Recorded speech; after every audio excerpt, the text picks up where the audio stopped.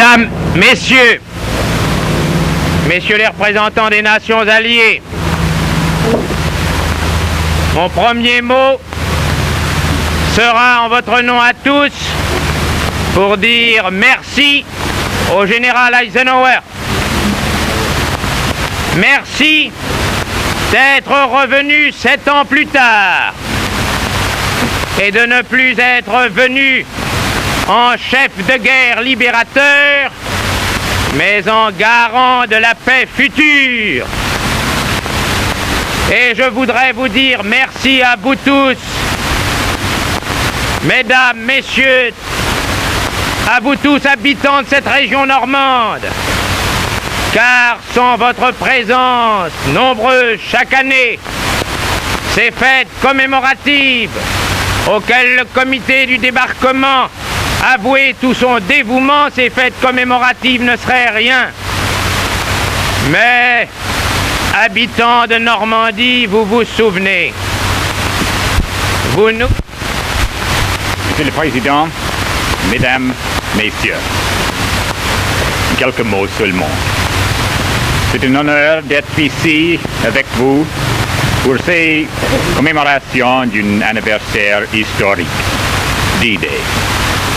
Comme représentant du gouvernement du Canada, je joins ma voix à ceux qui ont salué l'héroïsme du 6 juin 1944.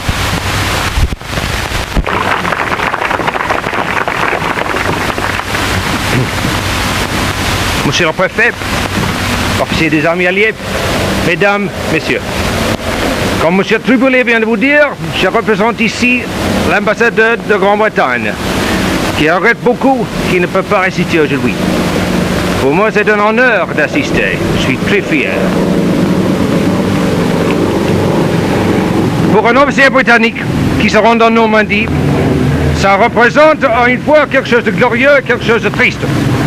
Quelque chose de glorieux en son sens que cela nous rappelle l'époque où, enfin, après 4 ans de séparation, nous avons pu retrouver nos amis alliés de France, avec la force nécessaire pour les aider à se libérer. Quelque chose de triste à cause des ruines que nous...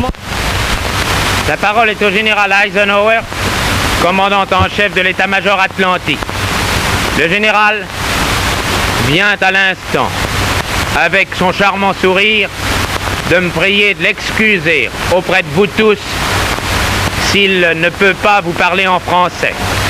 Il vient de me dire combien il le regrettait, il en a l'air navré, mais puisque ces paroles vous seront traduites, puisque vous le verrez, puisque vous savez que son cœur est tout près de vos cœurs, je suis sûr que vous l'excuserez.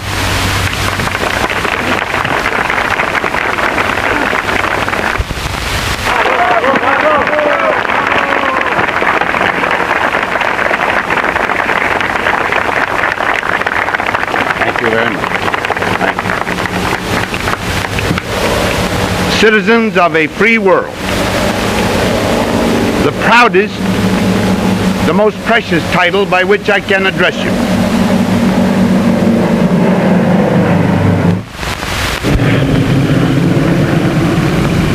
It is a title that we could not use except for the men who sleep out in this field forever, except for men who, like them, lie in unnumbered graves throughout the world.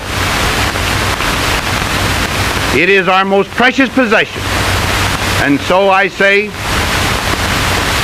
citizens of a free world. 7 years ago, the land and sea and air forces of the Allied nations launched the final blow against a tyranny entrenched on this continent of Europe. In weapons of war, guns and armor and planes, the Allies were to become, within a few months, the mightiest military machine that ever existed. Yet on the 6th of June, 1944, those who landed on Normandy's beaches were weak, measured against the defenses that awaited them. But they were strong in the spirit and resolution of the free world. With them rode the hopes of all who love freedom. Behind them, in the ever-increasing flood of supply and reinforcement, poured forward the might of the West.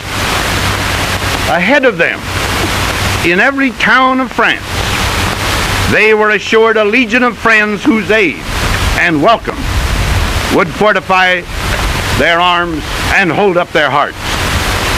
So armed and supported, they could not fall short of complete victory. Here in Normandy, it is particularly fitting that we commemorate the glory and the sacrifice of the liberation. For you were eyewitnesses, and your towns bear mute testimony to the tragic cost that must be paid to regain freedom once freedom has been lost. The young men of the Allied force who died in the hedgerows, their wounded fellows, those of your families and friends who fell in war, your ravaged homes and fields, all these are part of the price which we of the West have paid. Today, the West is united to defend freedom before freedom is lost. Never again must there be a campaign of liberation fought on these shores. The integrity of all Western Europe must be defended against predatory force. In this endeavor, we seek only peace.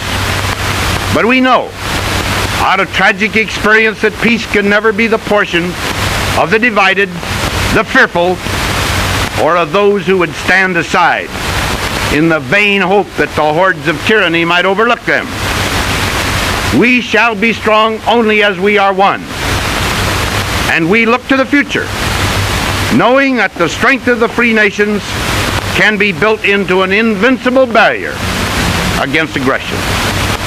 The free world is strong, spiritually, economically, materially. It has vast resources, technical skill, and productivity. Given the single ingredient of unity, unity in determination, in purpose, and in readiness to sacrifice, there is nothing it cannot accomplish. Gentlemen, those planes are most welcome today to remind us of the great power of the Air Force that belongs to us. They were even more welcome 7 years ago today.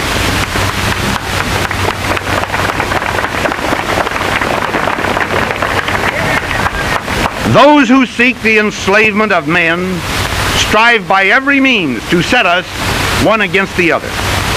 They attempt in every free land to sow discord and dissension, turning neighbor against neighbor, fomenting class warfare, so that farmer and factory worker and manager alike may more easily be oppressed.